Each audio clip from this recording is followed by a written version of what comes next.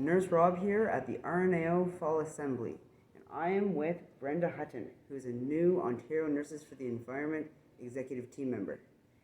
Brenda, why did you join the Ontario Nurses for the Environment? Well, I met you, Rob, at our AGM of RNAO, but I guess I thought I would join as just a member, but I am on the executive as a member at large. But I am, of course, for I think most of my life, I have been a person concerned about the environment, about the energy each of us uses and the waste and the overconsumption and, of course, the emissions. And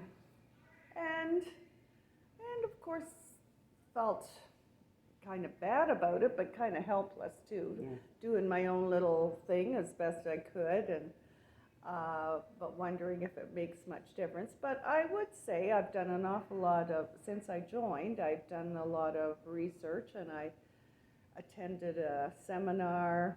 So it does make me feel, I don't know, a little more hopeful and a little more less depressed about things just because I'm doing something. Yeah, you have action. Yes, I'm doing some action, and I'm meeting very interesting people and very passionate people, and in our Nurses for the Environment group, and also the other groups like the CAPE, the Association of Physicians in Environment, and CANE, all the other associations, and the WHO, who all are concerned and doing things. Why are healthcare workers and nurses in particular concerned about climate change and the climate crisis? How does it affect health? Yes, it does affect health and safety.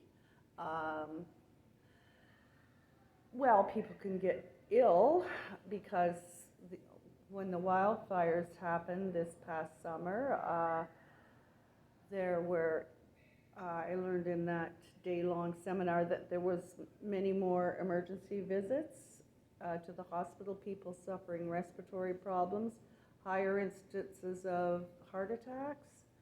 So those kind of health problems. I also worry about, even now, the people that, because of climate change, there's drought in some places and floods in other, and food scarcity and food problems, and which will lead to conflicts and wars, and we're seeing that now, and migrants. Yeah. Very desperate situations for humans and for animals, and that maybe some places on the earth will become not habitable. Yes. Where are the migrations happening? Well, I know they're happening from South America and into Central America, and many are trying to get into the United States. And I think there's some of it's related to violence, but which again might be related to climates and drought, food scarcity. Yes, food scarcity. And I know they're happening in Syria and the Middle East, but I did read, I don't know all the details, but that Syrian conflict started with drought. 12 years. Yes, people were desperate and they moved into the cities, and it caused conflict and problems and a civil war. But it started with, I didn't know it was a 12-year drought, but and that civil war, that had a repercussion here in Canada. Because there was conflict and refugees. And many Syrians came here. And horrible, horrible wars, and it's still going on there. Yes. And in Africa, there's parts that are drought and conflict, and migrants in horrible situations, and more wealthy countries just putting up their hands to keep them out in most cases. Yeah. It's a justice issue. Yes, a justice. and nurses care about social justice.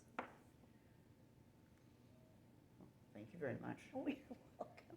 Thank you, Rob. Nice to meet you. Well, we've met before. I know we have.